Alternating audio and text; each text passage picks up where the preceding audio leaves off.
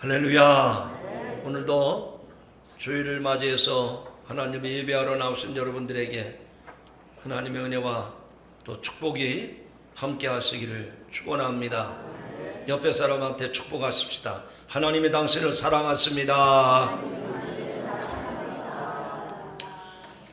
어제가 음력으로 24절기 중에 낮의 길이가 가장 길고 정오의 태양의 높이도 가장 높은 일사시간과 일세랑이 가장 많은 하지였습니다.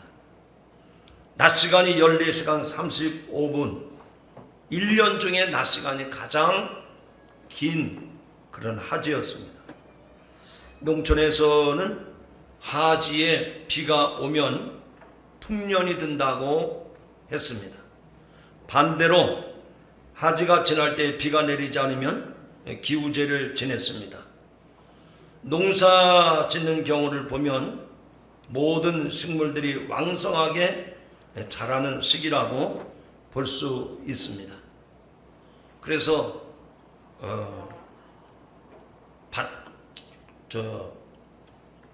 작물이라든지 밭작물이라든지 또 과수원의 그 과목들도 아주 열매가 실하게 자라는 때가 이 하지 때입니다. 하지만 교회력으로는 지금이 어느 때인고 하니 성령 강림절 후 두 번째 주일을 우리가 맞이했습니다. 이 성령 강림 후 두 번째 절기는 우리의 신앙을 성숙시키고 성장시키는 계절입니다. 하지 때에 모든 식물들이 잘 자라는 것처럼 영적으로도 우리의 신앙이 가장 왕성하게 자라야 할 때인 줄로 믿습니다. 지금 성장하지 않으면 결실기에 가서 열매를 거두지 못합니다. 우리 성도들이 바로 이때에 믿음의 성장과 성숙이 이루어지지 않으면 주님께서 낯을 들고 추수하실 때에 열매 없는 죽종이가 되어서 천국 창고에 들어가지를 못하고 불구덩이에 던져지는 불행을 자초하게 될 것입니다. 그렇다면 우리가 이런 때에 신앙의 성장과 성숙을 가져와야 할 때인데 과연 이 신앙의 성장에 가장 큰 도움이 되는 것이 무엇일까?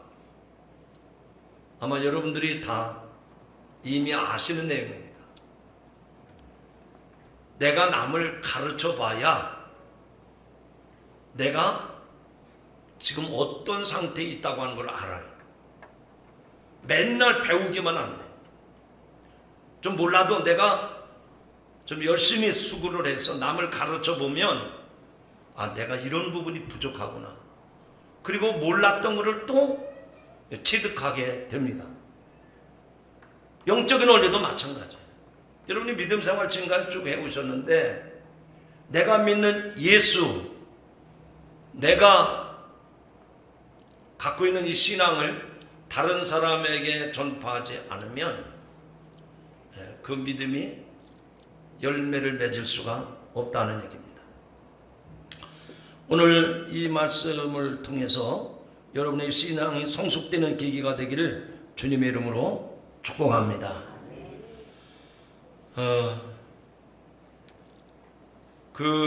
우리가 믿는 신앙에 대해서 믿지 않는 사람들에게 분명하게 자신 있게 증언하고 증거하는 일은 우리의 신앙을 성숙시키는 계기가 됩니다. 그래서 지금까지 내가 믿음 생활하는 그 믿음의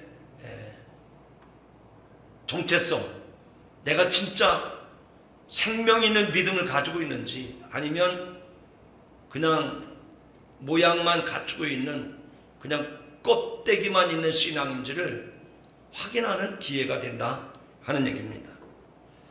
얼마 전에 교회 뜰에다가 작두콩을 심고 싶어서 작년에 보관해 두었던 콩을 찾아보니까 얼마나 껍질이 단단한지 말라 비틀어져 가지고, 야, 이게 어떻게 싹을 틔울 수 있을까? 아주 단단한 껍질에 딱딱하게 말라버린 콩을 찾아냈습니다. 이건 콩이 아니라 돌멩이 같을 정도로 딱딱한 씨앗이 되어버렸어요. 그래서 과연 이게 싹이 날 수 있을까? 그리고 생각하던 끝에 시도를 해봤습니다. 우선 두꺼운 껍질을 벗겨내고 그 씨앗들을 수건에다 싸서 큰 그릇에다 물을 담고 거기다가 이렇게 담궈놨어요. 일주일 정도 담가 두었더니 콩이 아주 퉁퉁하게 불었더라고요. 그리고 이틀 지나고 보니까 그 돌멩이 같은 작두콩 끄트머리에 하얗게 싹이 텄어요. 그래서 고운 흙에다가 담아서 화분에다 갖다 심었더니 그 화분에서 싹이 올라가가지고 파릇파릇 잎을 내고 좀 있습니다. 제가 이제 아침 저녁으로 지나가면서 물을 주고 그러는데 그 작두콩 싹이 저보고 이렇게 말합니다. 목사님, 제게 있는 이 두꺼운 껍질을 벗겨주시고 새 생명으로 태어나게 하시니 감사합니다. 정말 감사합니다. 그래서 제가 그 작두콩 싹을 보고 이렇게 얘기했습니다. 네가 믿음 없는 교인보다 낫다.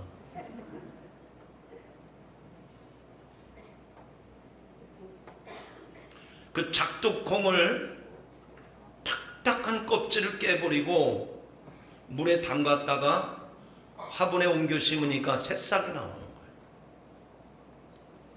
오늘 읽은 이 본문 말씀을 소개합니다. 유다와 예루살렘 사이, 예루살렘에 이사야 선지자가 나타나서 예언한 내용이 오늘 본문의 말씀인데, 특별히 주목할 내용은 그 당시 왕이었던 아하스 왕 때에 아람과 에브라임이 군사동맹을 맺고 남왕국을 침략합니다. 아수르가 아람을 점령하고 북왕국 이스라엘까지 점령한 뒤에 남왕국 유다도 아수르의 지배를 받게 됩니다. 그런데 그 아수르는 신흥제국 바벨론 왕국에 의해서 또다시 점령을 당합니다. 그러니까 이 고대 근동 지방의 여러 나라들은 신흥제국에 의해서 지배를 하고 또 지배를 당하는 이런 악순환이 반복이 됐던 것이 이 오늘 읽은 본문의 말씀의 배경들입니다. 그 결과로 남유다는 신바벨론에게 점령을 당해서 그 바벨론의 포로로 끌려가게 됩니다. 이 고대 근동 국가들은 관습대로 점령 국가들은 그 지배하는 수단으로 자기들의 종교를 강요했습니다. 신흥제국 바벨론이 예루살렘을 점령한 후에 성전을 완전히 파괴하고 성전의 모든 성물들을 파괴하고 또 전리품으로 빼앗아 갑니다. 그리고 포로들에게까지 그들의 종교를 금한 것을 우리는 다니엘서를 읽어보면 알 수 있습니다. 하지만 메데와 페르시아는 점령국뿐만 아니라 포로로 잡혀온 민족들에게 일정한 범위 내에서 종교적인 자유를 허용하기도 했습니다. 그 결과로 이스라엘 백성은 예루살렘에 귀환해서 성전을 재건할 수 있었고, 또 페르시아가 보내준 성물을 받고 국고의 지원으로 성전을 재건할 수가 있었습니다. 그런데 강대국들의 점령으로 포로 생활을 하다 보니까 다양한 민족이 함께 섞여 살게 됐습니다. 특별히 아수르가 주민을 교체하는 정책과 남왕국 유다가 멸망한 후에 주변의 민족들이 그 땅을 차지하게 되었기 때문에 다민족 간의 혼혈이 이루어지게 된 겁니다.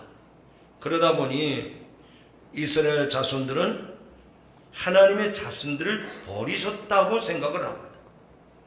이스라엘 자손들은 하나님이 우리를 찾지 않을 뿐만 아니라 불의한 방식으로 살아왔습니다. 심지어는 우상숭배로 하나님의 진노를 불러일으켰습니다. 이스라엘의 패역함을 이루 말할 수가 없었습니다. 그들은 하나님이 철저히 금하신 가증한 행위들을 오히려 즐겼습니다. 그러면서도 자신들은 거룩한 백성이라고 주장을 합니다. 이방 민족과 다를 바 없으면서도 자기들은 하나님의 백성이라고, 거룩한 백성이라고 자랑을 했습니다. 구별드림이 없으니 오히려 스스로 그들이 차별을 일삼았습니다.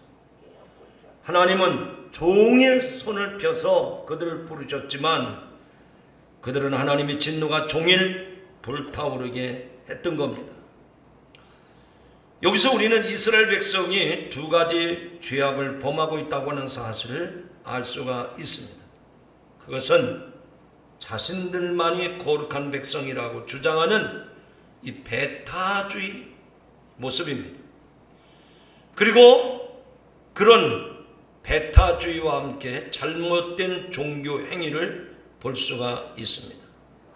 좀 더 쉽게 말씀을 드리면 하나님의 백성이라고 하는 우월감을 가지고 스스로를 거룩하다고 여겼다 이그 얘기입니다. 좀 더 다른 말씀을 드리면 자기들이 하나님의 백성이라고 말하지만 신앙의 내용은, 신앙의 핵심은 없는 거예요. 그냥 이름만 우리는 하나님의 백성이다 라고 그거를 떠버리면서 다른 사람들은 짐승처럼, 아주 미개한 사람들처럼 여겼던 것입니다. 하나님께서 다가가려 해도 그들은 거부하고 있었습니다. 그들은 스스로를 거룩한 사람이라고 여기면서 다른 사람들은 배척하는 것입니다. 여기서 우리가 깨달을 수 있는 게 있어요. 뭘까요? 거룩한 삶이 없는, 믿음이 없는 백성은 결국 하나님 진노의 대상이 된다는 것을 알 수 있습니다. 좀 두려운 말씀이지만 그러나 사실이기 때문에 우리가 짚어가야 될 거예요. 한번 따라 합시다. 믿음이 없으면 축복의 대상이 아니라 진노의 대상입니다. 오늘 이 자리에 계신 여러분들이 하나님 전에 나와서 예배할 때 내가 하나님의 진노, 하나님의 심판을 자초하는 사람은 한 사람도 없어요. 우리가 다 하나님의 축복받는 백성이 되기 위해서 시간을 내고 우리가 정성을 다해서 예물을 준비해서 하나님 앞에 나와 예배하는데, 그러나 겉으로는 하나님의 백성이라고 하면서 우리 안에 믿음의 내용이 없다고 하면 축복이 아니라 저주가 된다 그 얘기예요. 하나님은 출생 성분으로 그 사람의 거룩함을 판단하지 않았습니다. 하나님 앞에서 거룩한 생각과 행위가 없다면 결코 그런 사람이 하나님을 기쁘시게 할 수 없다는 말씀입니다. 말씀을 따르지 않고 자기의 생각, 자기의 주장, 자기의 가치관, 이런 사람은 하나님의 축복의 대상이 될 수 없단 말이죠. 우리가 그런 찬양 가끔 하잖아요. 주님 말씀하시면 내가 행하리이다. 주님 뜻이 아니면 내가 멈춰서리이다. 그런데 여러분 어떻게 사십니까? 주님 뜻이 아니면 멈춰서야 되는데 그냥 막 가는 거예요. 막 하는 거예요. 잠깐 멈춰서서 하나님의 뜻이 뭔가, 이럴 때 하나님은 아예 뭐라고 하시는가 한번 주의를 기울여 봐야 되는데 어쩌면 그렇게 태연하게 세상 사람들과 똑같이 한 가지로 치우쳐서 달려가느냐 그 얘기입니다. 어쩌면 우리들도 이 이스라엘 백성들처럼 내가 구원받았다, 나 반석교회 다닌다, 이런 신앙의 형식, 종교적인 우월감을 가지고 교회 밖에 있는 사람들에 대해서 너는 나하고 달라, 나는 너하고 같은 사람이 아니야, 이렇게 나 나름대로 배타적인 그런 종교적인 우월감을 갖고 살아가진 않는가 하는 얘기. 저는 이 사실을 부인할래야 부인할 수가 없습니다. 교회들은 내 교회, 내 교단만 생각하고 신학적인 것뿐만 아니라 인간적인 관계로 인해서 생각이 맞지 않으면 갈라서는 거예요. 얼마든지 분립을 서슴없이 자행하고 있습니다. 우리나라 교회는 미국 다음으로 해외에 선교사를 많이 파송하는 나라요 교회입니다. 그러나 숫자는 많은데 선교 현지에서 서로 간에 다툼이 있고 심지어는 같은 교단 내에서 파송된 선교사들이 그 한 나라에서 경쟁하고 있는 슬픈 일이 비일비재하게 벌어지고 있습니다. 우리나라 안에 있는 교회들은 어떻습니까? 웬만한 교회라면 요즘은 다 미스미디어 이 시설이 잘 돼 있어가지고 규모가 있는 교회들은 TV 자체 방송을 합니다. 그래서 하루 종일 선교 방송을 보내죠. 그런데 모든 방송들이 모두 자기들의 교회 혹은 자기 단체, 자기 교단만 알리는 일을 여전히 행하고 있습니다. 그래서 방송 후에는 교회의 위치를, 전화번호, 주소 그리고 목사 이름까지 홍보하는데 급급한 실정입니다. 예전에는 제가 방송 설교를 들을 때 그런 멘트를 많이 들었어요. 이 방송을 듣고 예수님을 주님으로 믿고자 하시는 분은 가까운 교회에 나가시기 바랍니다. 근데 요즘 그런 멘트하는 방송이나 TV는 없어요. 이런 내용들은 한국의 교회들의 자화상으로 정말 우리들이 하나님 앞에 가슴을 찢고 회개해야 할 부분입니다. 이스라엘 백성들이 바벨론 포로 이후에 다른 사람들을 배척하고 배타적으로 자신들만 챙겼던, 자신들의 우월감에 빠졌던 그 모습과 똑같지 않느냐 하는 말씀입니다. 하나님은 이스라엘 백성의 하나님만이 아니라 모든 이방인의 하나님이 되심을 믿으시기 바랍니다. 우리가 믿는 하나님이 이 교회 안에 갇혀진 하나님이 아니라 교회 울타리 밖에도 저 세상에도 계신 하나님이심을 믿으시기 바랍니다. 지금 종교적인 우월감에 빠져서 배타적인 모습을 드러내고 있는 그 이스라엘 백성들에게 하나님이 보란듯이 말씀을 합니다. 내가 여기 있노라. 내가 여기 있노라. 민족의 장벽을 깨뜨리고 열방으로 당신 자신의 모습을 확연히 드러냈습니다. 하나님은 배타적이지 않으시고 보편적이심을 알려주시고 이방인들에게도 하나님의 구원을 베풀기를 원하심을 오늘 말씀을 통해서 우리에게 증거하고 있습니다. 인류 역사에서 최초로 민족 간의 장벽은 여러분이 잘 아시는 대로 바벨탑 사건에서 비롯됐습니다. 창세기 11장에 그 내용이 잘 나오는데 또 말하되 자 성읍과 탑을 건설하여 그 탑 꼭대기를 하늘에 닿게 하여 우리 이름을 내게 온 지면에 흩어짐을 면하자 하였더니 여호와께서 사람들이 건설하는 그 성읍과 탑을 보려고 내려오셨더라. 여호와께서 그들을 온 지면에 흩으셨으므로 그들이 그 도시를 건설하기를 그쳤더라. 그러므로 그 이름을 바벨이라 하니 이는 여호와께서 거기서 온 땅의 언어를 혼잡게 하셨음이라. 여호와께서 그들을 온 지면에 흩으셨더라.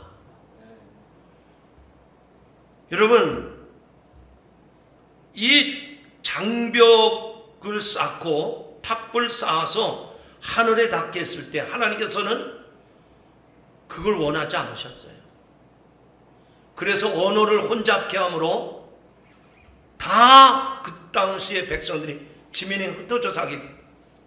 그래서 서로의 말을 알아듣지 못하게 만드셨어요. 인간이 하는 처럼 높아지려고 바벨탑을 쌓던 중에 하나님께서 그들의 완악함을 보시고 언어를 혼잡케 하셔서 나라와 민족 간의 장벽이 생겼다 하는 말입니다.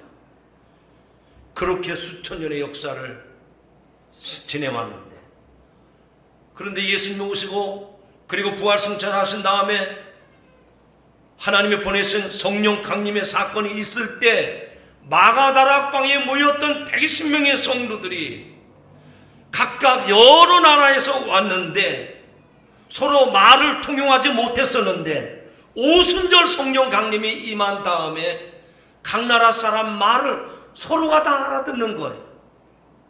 바벨탑 사건으로 언어가 소통이 되지 않았던 사람들인데 오순절 성령 강림의 방언의 역사가 나타나므로 성경을 자세히 보니까 16국가가 모여서 사람들이 모였는데 각기 다른 사람들이 하는 말을 다 알아들었다는 거예요. 할렐루야. 하나님의 능력, 성령의 역사로 방언의 역사가 터짐으로 마치 다이너마이트가 터지듯이 민족 간의 장벽이 한순간에 무너졌습니다. 그들에게 성령의 역사로 신천신지 새하늘과 새 땅이 드러나게 된 줄로 믿습니다. 저는 이 말씀 그대로 여러분에게 말씀을 드립니다. 여러분, 다른 사람에 대한 오해가 있습니까? 편견이 있습니까? 그 성령 받지 않은 증거예요. 내 안에 성령이 거하시면 모든 사람을 다 수용할 수가 있는 거예요. 그가 이상한 말을 해도 잘 받아들이고 잘못된 것에 대해서 오해를 풀어줄 수가 있는 거예요. 장벽을 쌓는 게 우선이 아닙니다. 성령 받으면 다 소통이 가능해요. 오늘 부모 자식 간에, 아니면 며느리와 시어머니 간에, 아니면 형제 간에 왜 불화합니까? 왜 소통이 안 됩니까? 왜 의의를 갈라서느냐 말이에요. 성령 받지 아니하고 내가 독선과 우월감과 교만을 가지고 나가니까 성령이 내 안에서 역사하지 않는 거예요. 그러니까 못마땅한 거예요. 그러니까 불편한 거예요. 아니, 똑같은 말을 가지고도 왜 형제끼리, 자매끼리, 부모 자식 간에 왜 소통이 안 되느냐 그예요. 우리 안에 거하시고 우리 안에 역사하시는 성령님의 역사를 받아들이지 않으니까 같은 말을 하면서도 한 집에 살면서도 한 교회를 섬기면서도 불편한 거예요. 회개하는 역사가 있기를 주의 이름으로 축원합니다. 그리고 성령을 받아들이시기 바랍니다. 성령의 역사가 임하면 소통이 됩니다. 장벽이 무너지고 서로 왕래가 가능한 거예요. 내일 모레가 6.25 전쟁이 발발한 지 69주년이 되는 날입니다. 지금도 이 한반도 허리를 끊어놓은 38선의 장벽이 지금도 철책으로 가로막혀 있습니다. 저는 1년여 동안 전방 철책 근무를 하면서 그 척막한 북녘 땅을 보면서 저 이름 모를 새들은 철조망을 건너서 북녘 땅으로 가고 북녘에 있는 새들은 평화로운 이 남한으로 넘어오는데 왜 우리는 가지 못하고 오지 못할까? 이념 때문입니까? 사상 때문입니까? 체제 때문입니까? 오늘 우리는 무엇 때문에 이 장벽이 막혀 있는가? 무엇 때문에 우리가 평화 통일을 이루지 못하고 있는가? 우리와 분단국가로 살았던 독일과 동독의 모습을 소개하려고 합니다. 1990년 10월 3일 동독의 5개 주가 서독으로 편입이 되어서 불가능해 보였던 서독과 동독이 통일을 이루었습니다. 우리들처럼 그들에게도 베를린 장벽이 무너지면서 동서독 주민이 대거 국경광장으로 몰려들어 환호한 장면을 우리는 TV를 통해서 지켜보았습니다. 그러나 그 전에 독일 통일의 중요한 기폭제가 되었던 사건은 그다지 많이 알려져 있지 않습니다. 그것은 바로 동독의 라이프치 성 니콜라이 교회에서 열린 기도회였습니다. 놀랍게도 그 기도의 주역은 정치인이 아니었습니다. 종교인이 아니었습니다. 청소년과 청년들이었습니다. 그들은 다른 젊은이들처럼 폭력 시위를 일으키거나 정치에 참여하는 것으로 동독을 변화시키려고 하지 않았습니다. 대신 종교의 자유가 보장되지 않은 체제하에서 위험을 무릅쓰고 1982년부터 매주 월요일에 회개와 평화를 위한 기도 모임을 그 성 니콜라스 교회에서 가졌습니다. 독일의 회복을 위해서 지속적으로 회개하며 간절히 기도했습니다. 베를린 장벽이 붕괴되기 한 달 전에 열린 평화 기도회는 무려 7만여 명이 참석하게 되었는데, 이 기도를 하나님이 들으시고 통일을 허락해 주신 것입니다. 한 나라의 민족과 중흥의 회복은 법과 제도를 통해서 바꾸는 것이 아닙니다.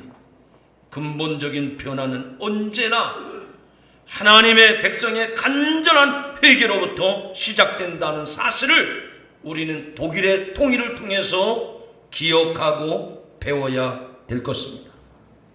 한 사람 한 사람이 진정으로 회개하고 이 땅을 공유와 사랑과 긍휼이 넘치는 곳으로 만들어 주실 것을 기대하며 기도할 때 하나님께서 평화 통일을 이루어 주실 줄로 믿습니다. 그러므로 오늘 이 말씀을 듣는 저와 여러분, 우리도 종교적인 우월감이나 민족적인 어떤 배타적인 생각을 가지고 저들을 대한다면 우리의 장벽은 무너지지 않습니다. 진정한 회개에서부터 시작이 됩니다. 그럴 때 하나님은 이 땅에 새하늘과 새 땅을 허락해 주실 줄로 믿습니다.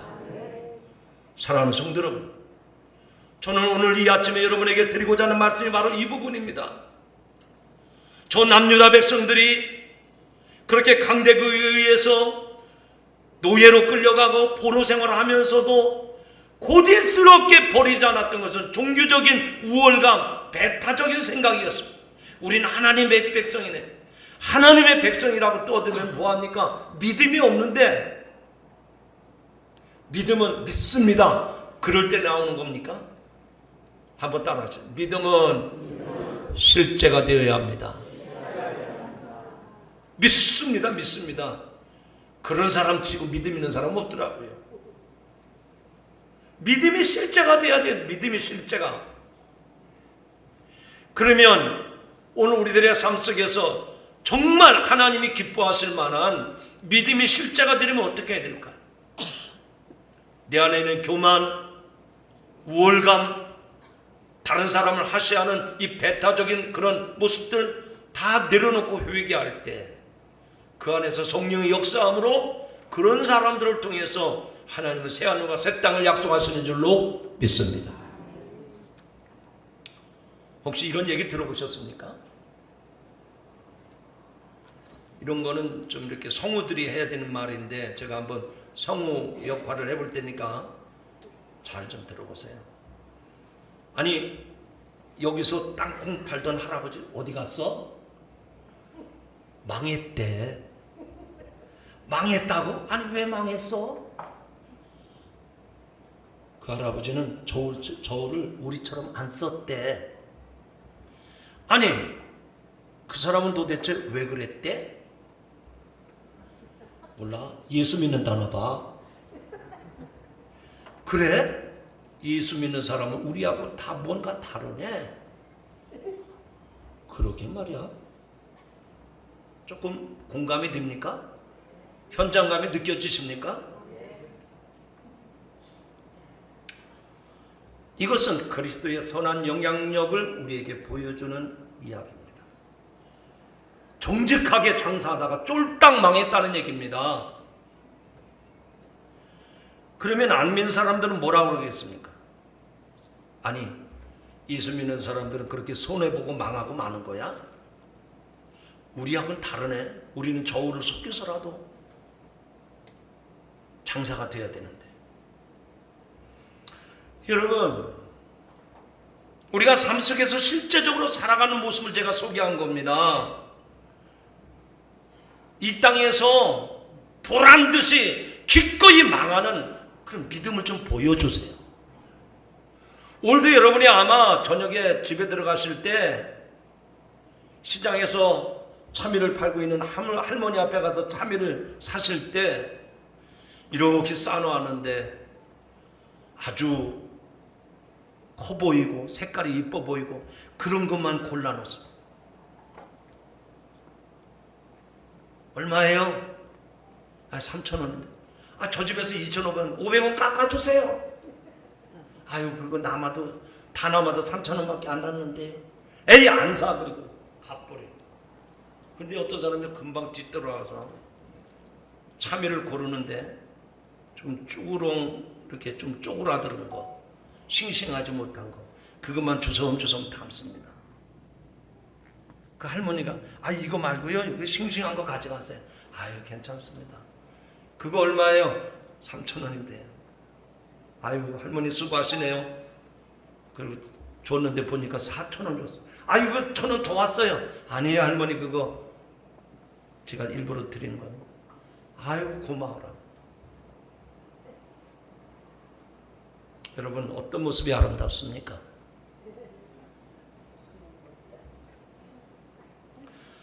하나님께서는 땅콩 재벌도 만드시지만 기꺼이 망하는 사람도 하나님 눈을 씻으면서 찾고 계세요.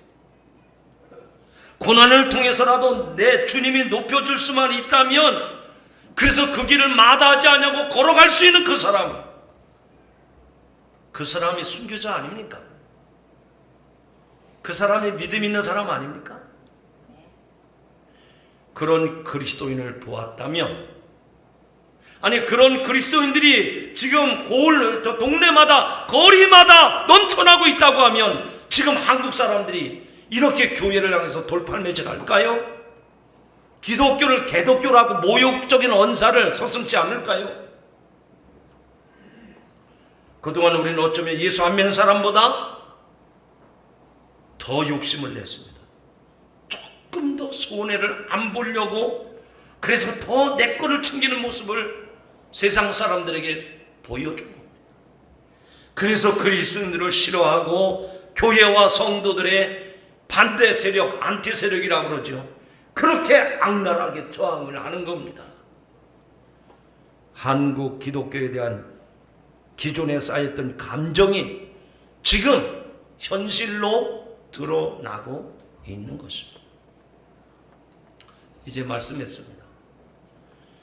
오늘 우리는 순교자 기념주일로 지키고 있습니다. 아펜젤로 선교사가 이 땅에 복음을 전했는데, 그의 딸 엘리사 아펜젤로가 아버지를 한국 선교사로 오신 덕분에 한국에서 태어난 최초의 서양 아이로서 엘리사 아펜젤로가 태어났습니다. 그녀는 평생을 한국 여성들의 교육을 위해 헌신한 사람입니다. 1885년 11월 서울 정동에서 아펜젤로 선교사의 맏딸로 태어났습니다. 그녀는 서울에서 어린 시절을 보내고 미국으로 건너가 웨슬리 대학에서 공부를 하고, 고등학생 때 1902년입니다. 아펜젤로 선교사가 아버지가 해난 사고로 순직을 했어요. 이 맏딸 엘리스는 대학을 졸업한 후에 고교 교사로 일하다가 30살 되던 해인 1915년에 미국 감리교 선교사로 다시 한국 땅에 왔습니다. 아버지 때문에 한국에서 태어났는데, 아버지가 저 신안 앞바다에서 죽었어요. 그 아버지가 죽은 이 땅에 그 딸이 왔습니다. 그래서 이화학당의 교사로 또 학장으로 학교의 발전과 여성 교육에 앞장섰던 사람입니다. 1925년에 그녀는 이화학당을 우리나라 최초의 여성 전문 교육기관인 이화여자 전문대학으로 승격을 시켰습니다. 앨리스는 결혼도 하지 않은 채 이화학당에서 헌신했으며 1939년 한국인 김한란 박사에게 학교 교장직을 물려주었습니다. 그 후에 그녀는 일제의 압력으로 1940년 한국을 떠났다가 1946년 다시 한국으로 돌아와서 이화여자대학교의 명예총장으로 일했습니다. 앨리스는 우리나라 유교가 발발한 1950년 2월 이화여자대학 채플 시간에 예배를 인도하던 중 뇌출혈로 쓰러져서 그날 순직함으로 생애 마지막까지 선교사로, 그리고 이 땅을 위해서 선교자로 살았습니다. 사랑하는 성도 여러분, 참된 선교가 무엇일까요? 바로 이것입니다. 그 옛날 우리 믿음의 선배들은 사자굴에 던져지기도 하고 감옥에서 고문당하고 총에 맞아 순교했다면, 오늘날 우리들의 순교는 무엇일까요? 저는 단언합니다. 저 유다 백성들처럼 종교적인 우월감, 신앙의 배타적인 것을 내려놓고 내가 고난을 당하는 한이 있더라도 주님의 이름이 높여진다면, 하나님의 영광이 드러난다면 그 길을 가는 사람, 그들이 바로 오늘의 순교자인 줄로 믿습니다. 우리도 주님이 주시는 성령의 능력을 받아 우리 안에는 모든 장벽을 깨뜨리고 내가 믿는 하나님, 내가 가지고 있는 이 신앙을 분명하게 확실하게 증거하시기를 바랍니다. 그런 사람들을 통해서 종교의 장벽은 무너질 것입니다. 인종의 장벽도, 지역의 장벽도, 계층 간의 장벽도 무너질 줄로 믿습니다. 그런 사람들을 통해서 하나님이 만드신 새하늘과 새 땅이, 하나님의 나라가 이 땅 위에 이루어질 줄로 믿습니다. 오늘 그런 은혜가 여러분을 통해서 일어나기를 주님의 이름으로 축원합니다. 좋으신 하나님 감사합니다. 오늘 저희들에게 말씀을 통해서 도전받게 하시니 감사합니다. 주님, 우리 안에 있는 장벽을 깨뜨려 주시옵소서. 우리 안에 있는 우월감, 교만함, 이런 장벽들을 깨부셔서 우리로 하여금 하나님이 지으시는 새하늘과 새 땅을 이루어가게 하여 주시옵소서. 지금까지 교만했던 것, 지금까지 우월감을 가지고 있었던 것 주님 앞에 회개하며 내려놓게 하시고, 그래서 성령의 사람으로 거듭나게 하사 하나님 나라의 일꾼으로 새하늘과 새 땅을 만들어가는 주역들이 되게 하여 주옵소서. 존귀하신 예수님의 이름으로 기도하옵나이다. 아멘.